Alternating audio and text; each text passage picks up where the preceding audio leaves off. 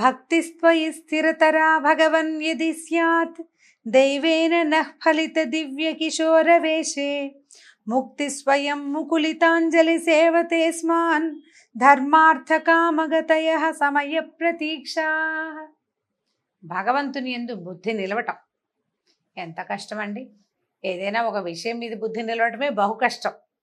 అయితే ఈ కృష్ణగాథలు వింటుంటే బుద్ధి నిలబడుతుందట. ఎట్లా నిలబడుతుందో చూద్దాం. అయితే ఈ కంసుడి దగ్గరికి వచ్చినటువంటి నారదుడు దేవలోకానికి వెళ్ళిపోయి ఇప్పుడు కృష్ణుడి దగ్గరికి బయలుదేరాడు. అక్రూరుడు కృష్ణుడి దగ్గరికి బయలుదేరాడు, రేపల్లెకి బయలుదేరాడు పిల్లల్ని వెంట పెట్టుకుని రావడం కోసం.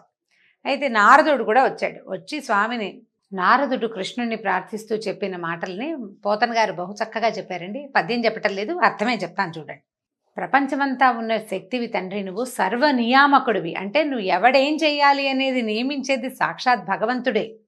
మనం చేసేదంతా మన సొంతం కాదట.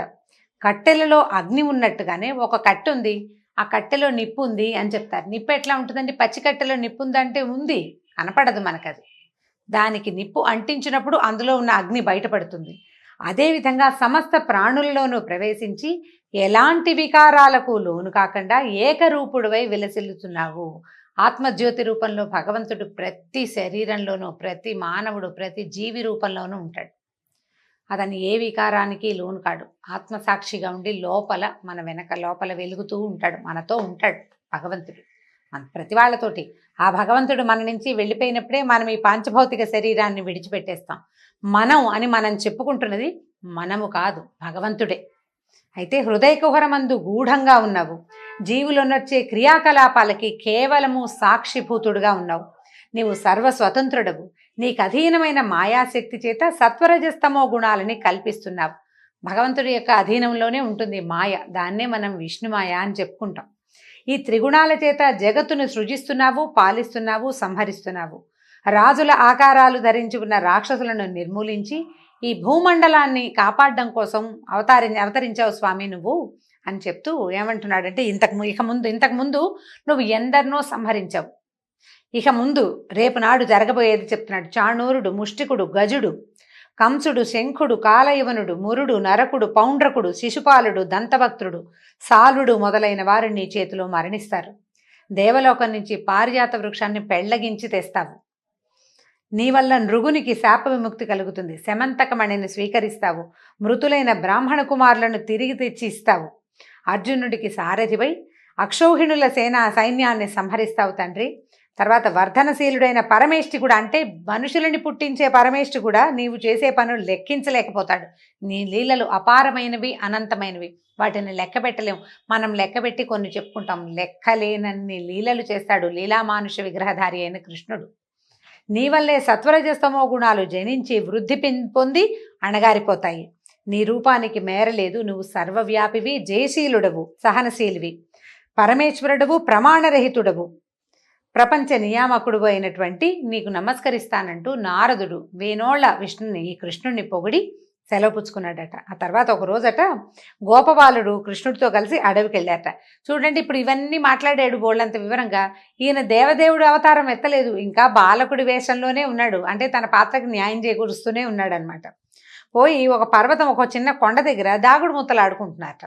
అందులో కొందరేమో గొర్రెలుగా, కొందరు కాపరులుగా, కొందరు గజ దొంగలుగా ఏర్పడి వాళ్లలో వాళ్ళు కళ్ళు మూసుకుని కళ్ళగంతలాడే ఆట ఆడుకుంటున్నారు. అందులో మయుడనే ఒక రాక్షసుని యొక్క కుమారుడైనటువంటి వ్యోమకాసురుడు అనేవాడు ఒకడొచ్చాడు. మయుడనే రాక్షసుని యొక్క పెద్ద కొడుకు. ఈ వ్యోమకాసురుడు ఏం చేశాడట, ఒక గోపాలక రూపం ధరించి, ఈ అడ్డు లేదు, వాడి దొంగతనానికి అడ్డమే లేదు, అందరూ గోపాలక రూపంలో ఉంటే వాడిని ఏమి అనుమానిస్తారు. ఏం చేశాడు, ఈ ఆటలో గొర్రెలుగా నటిస్తున్న పిల్లల్ని ఒకళ్ళని తప్ప మిగిలిన వాళ్ళందరినీ ఒక్కొక్కళ్ళని కన్ను గప్పి పర్వత గుహలోకి తీసుకుపోయాడు. అందరినీ పర్వత గుహలో పెడుతున్నాడు. క్రమంగా గోపాలకులు కుమారులు చిన్నపిల్లలందరినీ ఆ గుహలోకి తీసుకెళ్ళిపోయి పెద్ద బండతోటి వాకిలి మూసేసి మళ్ళీ వచ్చి ఆటలో చేరాడు. గొర్రెలుగా నటిస్తున్న వాళ్ళందరినీ ఎక్కడో దాచారనమాట. గోపాలకులు ఇప్పుడు గొర్రెల తాలూకు కాపర్లుగా ఉన్నవాళ్ళు వెతుక్కుంటూ ఉంటారు. ఇక దాచిన వాళ్ళు ఎవరు? గజ దొంగలుగా ఉన్నవాళ్ళు. ఈ కొత్తగా వచ్చిన రాక్షసుడు ఏం చేశాడు, ఆ గజ దొంగ వేషం వేసి పిల్లలందరినీ తీసుకెళ్లి దాచిపెట్టేశాడు కొండ గుహలో. సర్వజ్ఞుడు, గర్వాంధులైన ధనుజుల్ని దునుమాడేవాడైనటువంటి కృష్ణుడు నవ్వుతూ చెప్పాడు, ఓ రాక్షస, నీ గుట్టు బయలుపడింది. నువ్వు చాలా గజ దొంగవి, గొల్లపిల్లలందరినీ కొండలో దాచిపెట్టావు, మిగిలిన వాళ్ళు కూడా పెడుదుగాని రా అని ఏం చేశాడట, సింహం తోడల్ని పట్టుకున్నట్టుగా ఇట్లా ఒడిసి పట్టుకున్నాడట, చంక కింద ఇరికించుకున్నాడనమాట. ఇరికించుకుని ఏం చేశాడు, ఇట్లా గట్టిగా ఎప్పుడైతే కృష్ణ స్పర్శ తగిలిందో వాడు చేతి కిందకు వచ్చేసరికల్లా, అంటే శరీరానికి దగ్గరగా వచ్చేసరికల్లా రాక్షసాకారంతో పెద్దగా అయిపోయాడు. స్పర్శ తగిలేసరికల్లా విడిపించుకునే శక్తి లేదు, భయం పడుతూనే గింజుకుంటున్నాడట. గింజుకుంటుంటే ఈ చేతి కింద పెట్టి గట్టిగా నొక్కేశాడట మెడని. అంత పెద్ద రాక్షసుడు ఈ 14-15 సంవత్సరాల బాలకుడి చంక సందులో ఇరుక్కుపోయి మెడ విరిగి మరణించాడు. దేవతలు ఓహో ఓహో అన్నారట. అక్కడి నుంచి ఏం చేశాడు కృష్ణుడు, ఈ దానవుణ్ణి చేతిలో ఇచ్చి విసిరేసి పర్వత గుహాద్వారం మూసి ఉంది కదా, ఒక కొండకి రాయడం పెట్టాడు. ఆ రాయిని ముక్కలయ్యేలాగా తన్ని గుహలో తిరుగుతున్నారట పిల్లలంతా. ఏమిటో ఎక్కడికో వచ్చేసాం, ఎక్కడున్నామో తెలియటం లేదు. వాళ్ళందరినీ బయటికి తీసుకొచ్చాడు. ఆ రాత్రి అక్రూరుడు మధురా నగరంలో ఉండి మర్నాడి ప్రాతకాలం లేచి నిత్యానుష్ఠానాలు అవి తీర్చుకుని నందకులానికి బయలుదేరాడు. బయలుదేరుతూ ఇట్లా ఆలోచిస్తున్నట్టు ఏమనుకుంటున్నాడు, కిందటి జన్మలో నేను ఎలాంటి తపస్సు చేశానో, ఎలాంటి దానాలు చేశానో, ఆది పరమయోగులకి కూడా అందనేటువంటి బ్రహ్మస్వరూపుణ్ణి, తెలివి మాలిన వాడిని అయిన నేను, అంటే ఏ శక్తియుక్తులు లేనివాడిని, సాధారణమైన వ్యక్తిని, నాకేం తపస్సు లేదు ఏం లేదు, కానీ నేను భగవంతుడిని దర్శించడానికి వెళ్ళబోతున్నాను అంటే కృష్ణుడు భగవంతుడని స్పష్టంగా ఎరుకగలిగిన వాడు అక్రూరుడు. మునుపు ప్రహ్లాదుడు, అంబరీషుడు వాళ్ళంతా ఏ భగవంతుడి పాదాలని ఆశ్రయించి జనన మరణ చక్రాన్ని నుంచి తప్పుకున్నారో అతని అవతారమే కదా ఈ కృష్ణుడు. ఇప్పుడు ఈయన్ని వైరబుద్ధితో చంపడానికి, నిష్కారణం అంటే నాకేం లేదు, నా మీద అతనికి ఏం ప్రేమ ఉంటుంది, వాళ్ళని పిలవడానికి నన్ను వ్యాజంగా పెట్టుకున్నాడు అంతే. అయినా కూడా నా మీద ప్రేమతో చేశాడు. అతను వీళ్ళని చంపడానికి పెట్టుకున్నా కూడా వాడు నా మీద ఎంత ప్రేమ అంటే, వాడికి ఆ కంసుడు, దుర్మార్గుడైన కంసుడికి కూడా ప్రేమ లేకపోతే ఇంత మంచి పనికి ఎవరైనా పెడతారా? వాడిలాంటి స్నేహితుడు మళ్ళీ దొరుకుతాడా నాకు? భగవంతుడిని చూసి రారా అని వాడికి పగే, కానీ ఇది నాకు వరం కదా అని భావిస్తున్నాడనమాట. అయితే ఇప్పుడు నన్ను చూసి కృష్ణుడు ఇది నేను దుర్మార్గుడిని అనుకుంటాడేమో, కంసుడు నన్ను చంపడానికి వీడిని పంపించాడు, వీడు దుర్మార్గుడేనని భావిస్తాడేమో, నన్ను తెలుసుకుంటాడో లేదో, నా మనస్తత్వాన్ని అర్థం చేసుకుంటాడో లేదో, నన్ను మన్నిస్తాడా, నాతో సరిగా మాట్లాడతాడా, నన్ను చూసి కోపం తెచ్చుకుంటాడా అని ఆలోచించి అతనికి ఏంటంటే అస్థి నాస్తి విచికిత్సా భావాలన్నమాట. భగవంతుడు ఎరుకగలిగిన భగవంతుడు నన్నెందుకు తెలుసుకోడు అని అనిపిస్తోంది ఒకసారి. కానీ నేను దుర్మార్గుడైన కంసుని యొక్క పనుపున వస్తున్నాను కాబట్టి తను ఆదరించడేమోనని భయం వేస్తుంది. మనకు కూడా అలాంటివే భావాలు కలుగుతూ ఉంటాయండి. పరిపరి విధాల పోతుంది మనసు ఒక పని చేసేటప్పుడు. సరిగా చేస్తున్నామో లేదో తెలీదు, అవతల వాళ్ళు ఎలా మన్ని తీసుకుంటారో అర్థం కాదు. ఈ భావాలతో సతమతం అవుతూ ఏం చేస్తున్నాడు, అలా వెళ్తూ ఉంటే ఈ వెళ్ళే దారిలో అడవి మృగాలు, అంటే అతనికి మంచి శకునాలు కనబడుతున్నాయన్నమాట. మంచి జంతువులు ఇతన్ని ప్రదక్షిణంగా అతన్ని దాటుకుని వెళ్తున్నాయట. ఇంకా ఆలోచిస్తుంటే ఊహిస్తున్నాడనమాట, చక్కటి ముంగురులు, సందమామ లాంటి ముఖం, కంజదళాయితాక్షుడైన భగవంతుడిని నేను చూడబోతున్నాను అని చెప్పి ఊహించుకుంటున్నాడు. ఆయన రూపం ఎట్లా ఉంటుంది, కృష్ణుడి రూపాన్ని, అతని నవ్వు ముఖాన్ని ఊహించుకుంటూ నాకు అన్ని శకునాలు మంచివి జరుగుతున్నాయి కాబట్టి బహుశా నన్ను మాధవుడు మన్నిస్తాడేమో అని అనుకుంటూ నేను రాత్రిపూటే వెళ్ళి ఆయన కాళ్ళ మీద పడిపోతాను. అంటే నేను ఎలా దండం పెడతాను, ఎలా హ్యాండిల్ చేస్తాను అన్నీ మనం ఊహిస్తాం. ఏదైనా ప్రోగ్రామ్ చేస్తే ఇలా నుంచోవాలి, ఇలా నడవాలి, ఇలా మాట్లాడాలని ఊహిస్తాం కదా. అట్లాగే అక్రూరుడు నానా రకాల ఊహలు చేస్తున్నాడు అనమాట. ఎన్ని ఊహలో పరిపరి విధాల ఆలోచిస్తూ ఈ రథాన్ని ఎక్కి వేగంగా పరిగెత్తాడు. వెళ్తూ ఉంటే ఎలా ఉందంట అంటే గోకులం, ఇప్పటిదాకా మనం పెద్దగా గోకులం గురించి చెప్పుకోలేదండి. పోతన గారు బ్రహ్మాండంగా రాస్తారు. వెళ్ళి చందనము, మొల్ల, మల్లె, తాడి, మద్ది, గోరంట, మర్రి, మామిడి మొదలైన తరుగులతో నిండినది, వికసించిన ఎర్రతామరలు కలిగినది కనుకనే బాలరామకృష్ణుల్ని సంతసింపజేసేది అయిన బృందావనాన్ని తన ముందు తెలుసుకున్నాడు. అలా వెళ్తూ ఉంటే ఊరొచ్చి ప్రత్యక్షమైందట ఆయనకి. ఊళ్ళోకి వెళ్ళాడని చెప్పటం లేదు కవిగారు, ఆ ఊరు అతనికి కనపడింది. బృందావనంలోకి ప్రవేశించాడు. సాయంకాలం అయ్యేసరికల్లా దూడలు, కోడలు, గేదెలు గుంపులుగా వెళ్తూ మేతకెళ్ళి అక్కడక్కడ పచ్చిక మేస్తూ ఎప్పటికీ రాకపోతే వాటి కోసం వెతకడం కోసం వెళ్ళి కొన్ని రావు ఉండిపోతుంటాయి. ఉండిపోతే వాటిని పిలుస్తూ ఉంటారనమాట. అన్నీ వచ్చినాయి, ఇవి రాలేదని, దూడలు ఉండిపోయినాయని, ఓ గేదె ఉండిపోయిందని. వీళ్ళు ఏం చేస్తారు, సాయంకాలం అయ్యేసరికల్లా కేకలు పెట్టి ఒక వెతుకులాడుకుంటారు ముందు. తర్వాత ఒకళ్ళనొకళ్ళు కేస్తారు, హే అక్కడుందా అక్కడుందా, ఎర్రది నల్లది పచ్చది అని గుర్తులు చెప్పుకుంటూ కేకలు పెడుతున్నారు. ఆ కేకలు అరుపులు, ఈ ఆవులని వాటిని పిలిచేందుకు ఒక ప్రత్యేకమైన సంకేత భాష ఉంటుంది. ఆ అరుపు తన యజమాని తాలూకు కంఠస్వరాన్ని ఆ పశువు గుర్తిస్తుందన్నమాట, అట్లాంటి కేకల్ని. తర్వాత తమకు ఆమె పాలు కారుతూ పరిగెడుతున్న ఆవులు, దూడల కోసం పరిగెడుతున్న ఆవులని జాగరూకులుగా అటు ఇటుగా, అంటే ఈ ఆవుల మందకి అటు ఇటు ఏ జంతువులు రాకుండా కాపలా కాస్తున్నటువంటి గోపాలురిని చూసుకుంటూ ఎంత అందంగా ఉందో ఆ గోపల్లె.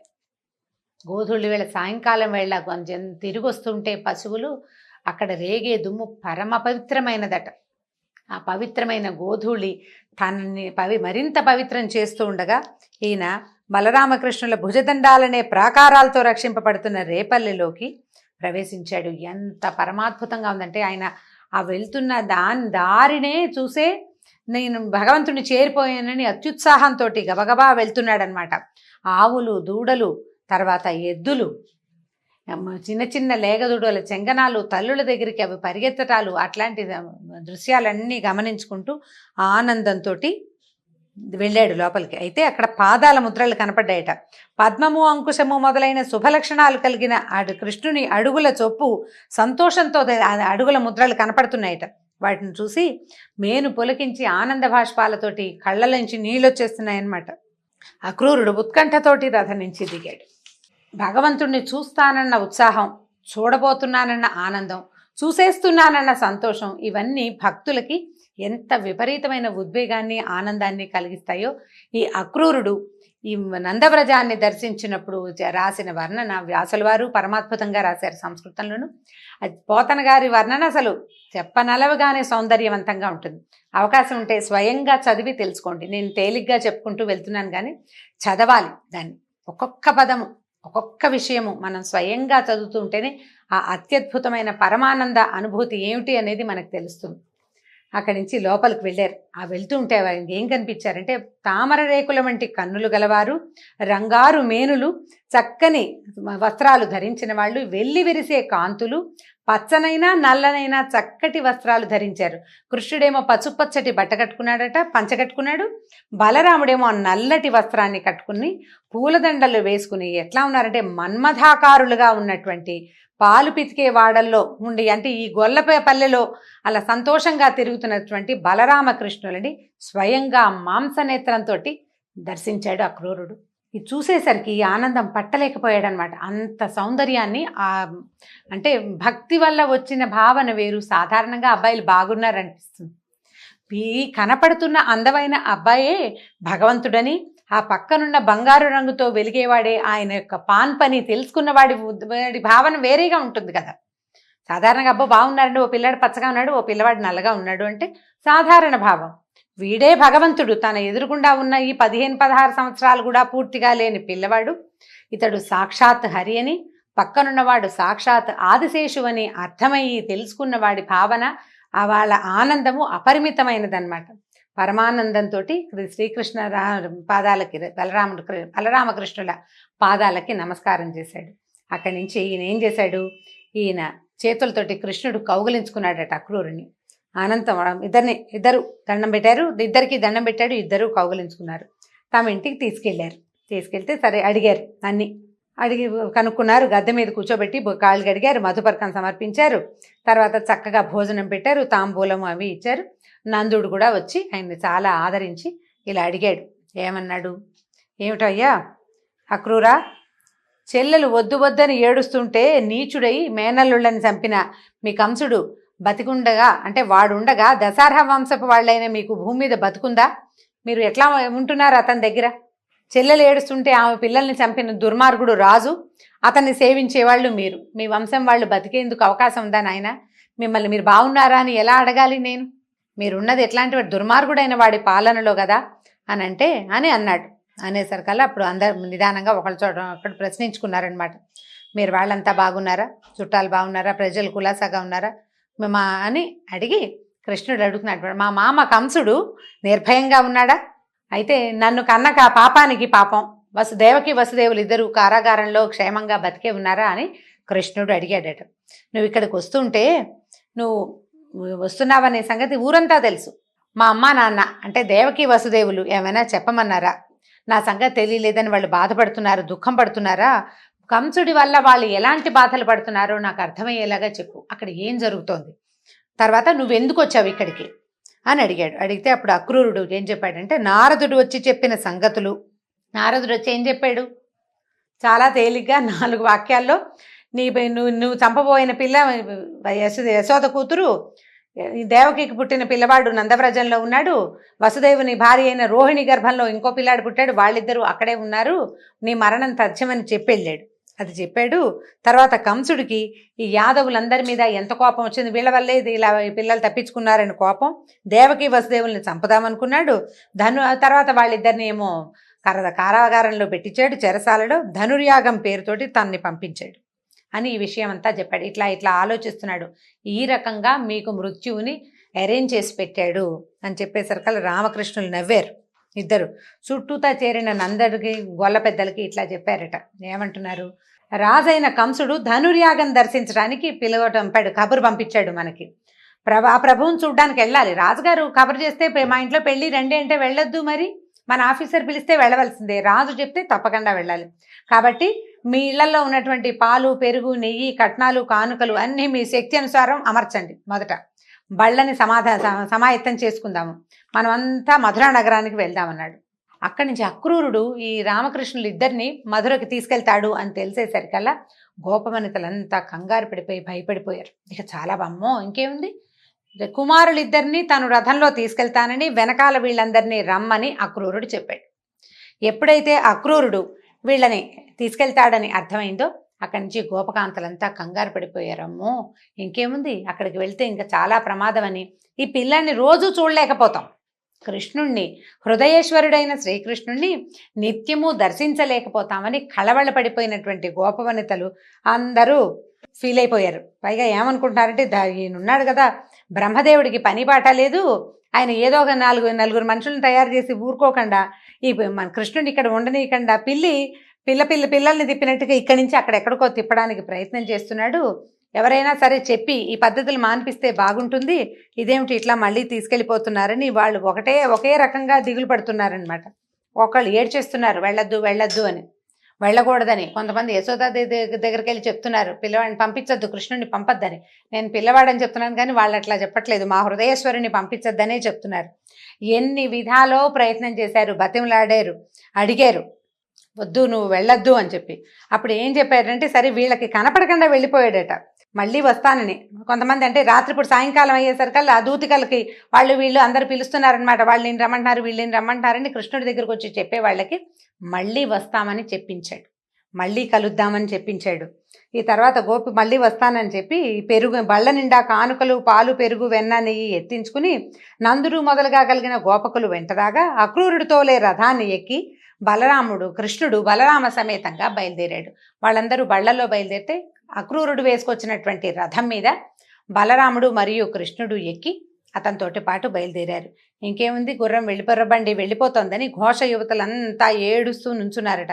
దూరంగా ఆ బండి నడిచినంత దారి గుర్రబండి తాలూకు పైన దిగుతున్న తెల్లని పతాకం, ఆ గుర్రాలు పరిగెడుతుంటే వచ్చే దుమ్ముని చూస్తూ దూరంగా భగవంతుడు తమ నుంచి దూరం అయిపోతున్నాడన్న భావనతోటి అట్లా చూస్తూ ఉండిపోయారనమాట. అయితే వీళ్ళు అలా క్రమంగా యమునా నదిని దర్శించారు. అంటే ఈ ఊరు దాటి వెళ్తున్నారనమాట. కాళిందిని చూసి నదీ జలాన్ని కూడా తాగి